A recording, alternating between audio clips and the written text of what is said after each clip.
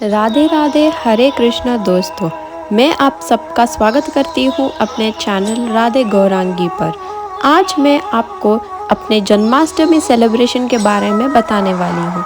इस साल जन्माष्टमी मेरे लिए बहुत ही खास रही क्योंकि इस दिन मेरा जन्मदिन भी था। सुबह से ही घर का माहौल भक्ति से भरा था।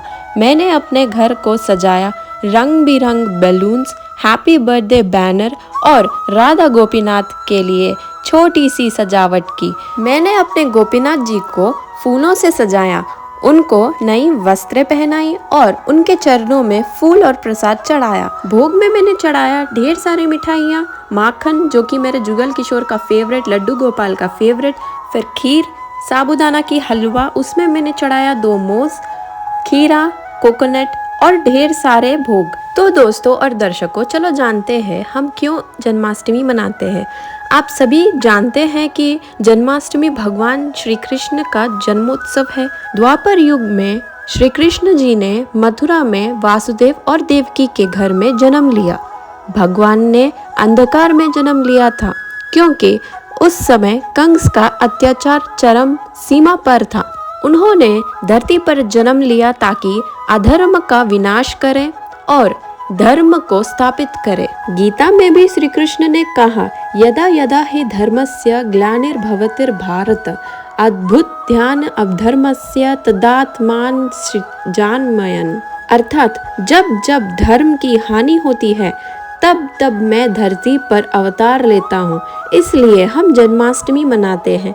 कृष्ण के दिव्य अवतार को याद करने के लिए, उनके लीलाओं का स्मरण करने के लिए और उनके चरणों में भक्ति और प्रेम प्रकट करने के लिए कृष्णा के बचपन की लीलाएं सुने।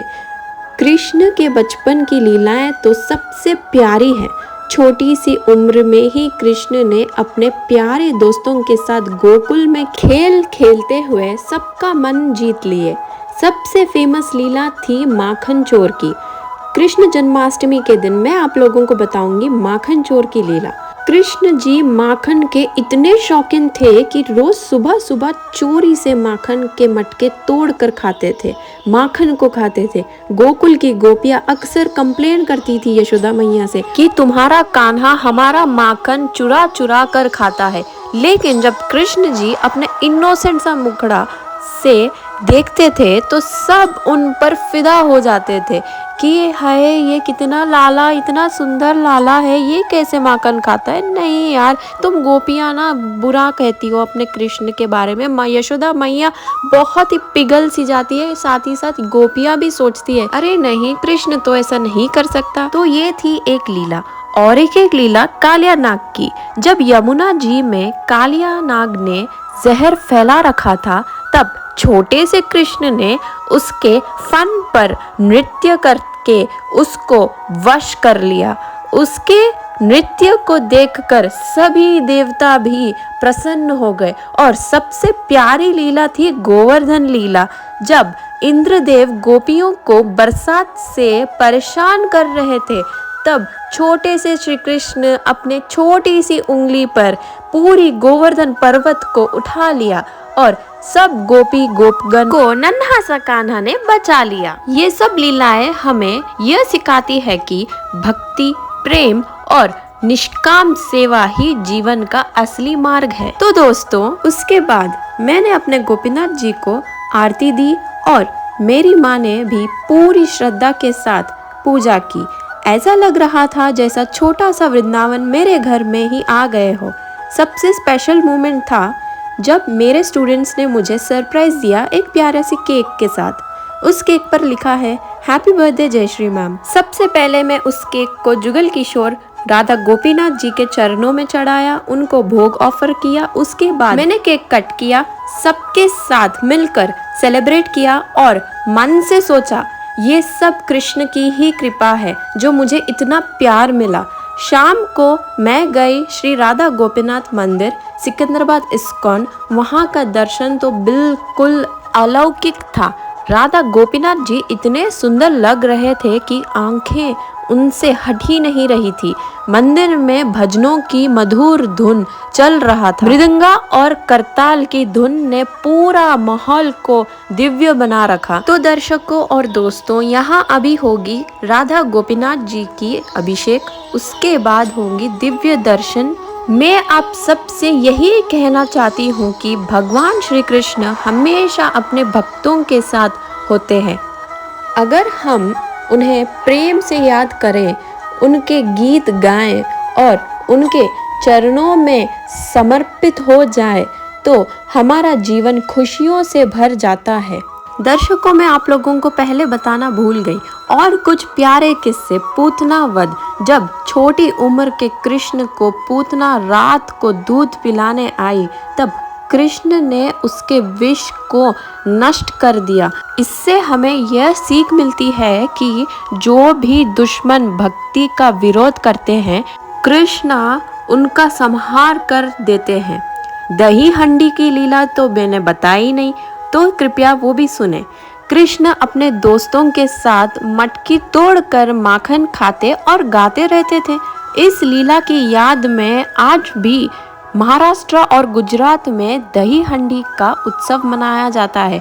गोपी प्रेम। कृष्ण ने गोपियों के संग रास लीला की, जिसमें उन्होंने सबको सिखाया कि भक्ति का अर्थ है भगवान को अपना सब कुछ समर्पित कर देना बिना किसी शर्त के। ये सब किस्से हमें बताते हैं कि कृष्णा ना केवल एक देवता है, बल्कि एक प्यारे दोस्त, एक शैतान सा बच्चा और एक प्रेमाल भगवान भी है। मेरे लिए इस जन्माष्टमी का दिन बहुत ही यादगार रहा। एक तरफ मेरा जन्मदिन और दूसरी तरफ कृष्ण जन्मोत्सव। मैं आप सबसे यही चाहती हूँ कि भगवान कृष्ण हमेशा अपने भक्तों के साथ होते हैं। अगर हम उन्हें प्रेम से याद करें, उनके गीत गाएं और उनके चरणों में समर्पित हो जाए तो हमारा जीवन खुशियों से भर जाता है। आरती के समय तो ऐसे लग रहे हैं जैसे स्वर्ग पृथ्वी पर आ गए हो। सभी भक्त राधा कृष्ण का संकीर्तन कर रहे और वहाँ की शांति और भक्ति की एनर्जी को महसूस करके दिल मेरा पूरा भर गया। कितना सुंदर माहौल है। आप लोग दर्शन कीजिए और कमेंट में ज़रूर राधे राधे लिख दीजिए।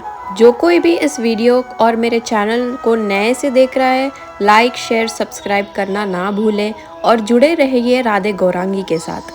फिर अभी ठाकुर जी को वापस अपने घर यानी कि राधा गोपीनाथ मंदिर के अंदर ले जा रहे हैं शयन करवाने।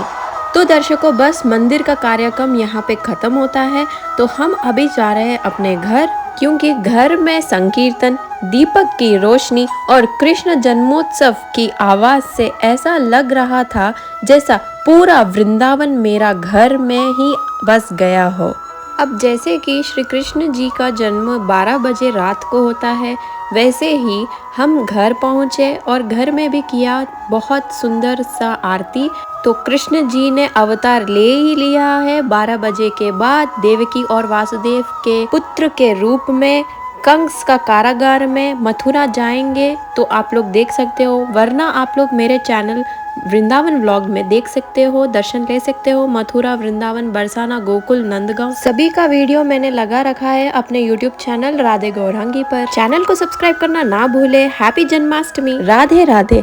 आप सबको भी जन्माष्टमी की धीरोन शुभकामनाएं। अगर आपको मेरा ये वीडियो पसंद आया हो तो लाइक शेयर और सब्सक्राइब करना ना भूले। जय श्री कृष्ण, राधे राधे।